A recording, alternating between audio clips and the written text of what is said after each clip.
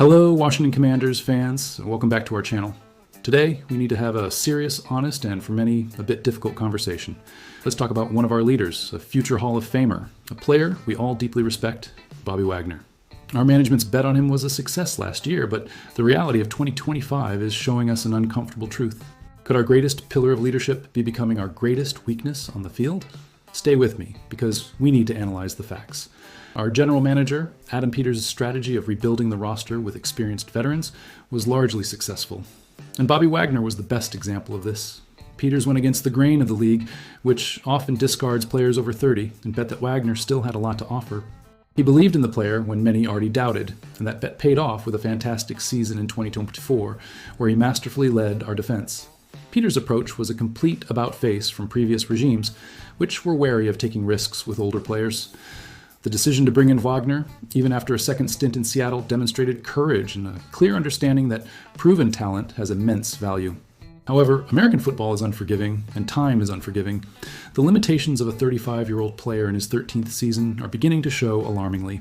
What was once just a conversation among analysts is now becoming a visible problem every Sunday. And it's not just any problem, it's a flaw that's at the heart of our deteriorating pass defense this season. Bobby Wagner is still a vocal leader, a midfield general, and a role model in the locker room. No one questions that.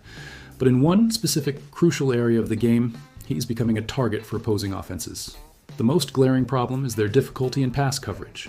Our defense has been vulnerable through the air, and while the cornerbacks share some blame, our linebackers' inability to keep up with faster players in space is a huge factor.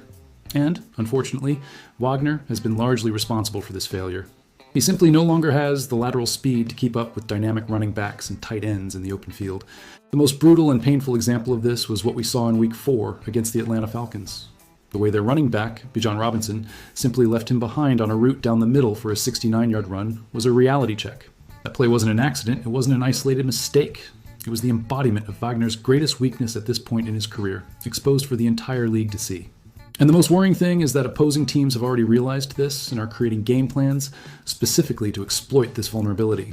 The Falcons' play was designed to isolate Wagner one-on-one against their fastest player. They knew that if they could pull off this matchup, the big play was almost a certainty.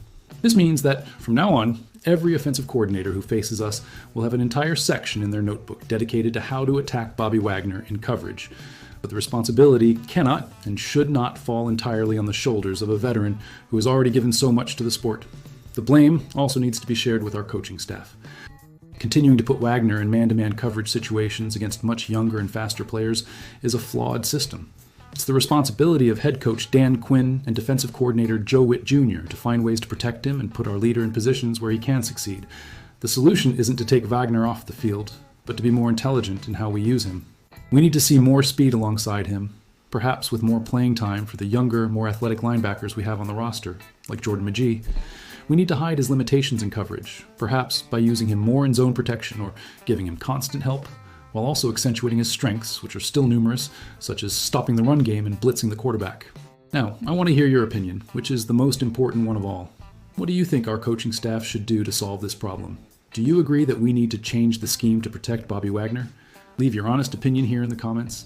And if you want to continue receiving in-depth analyses like this, subscribe to the channel and activate the bell so you don't miss any videos. Ultimately, we face a complex dilemma. We have an irreplaceable leader who, at the same time, has become an exploitable weakness on the field. How we handle this will define the success of our defense. And this brings me to the final question. Could loyalty and respect for a future Hall of Famer like Bobby Wagner be preventing our coaching staff from making the necessary and perhaps ruthless tactical adjustments that are essential to winning in today's NFL?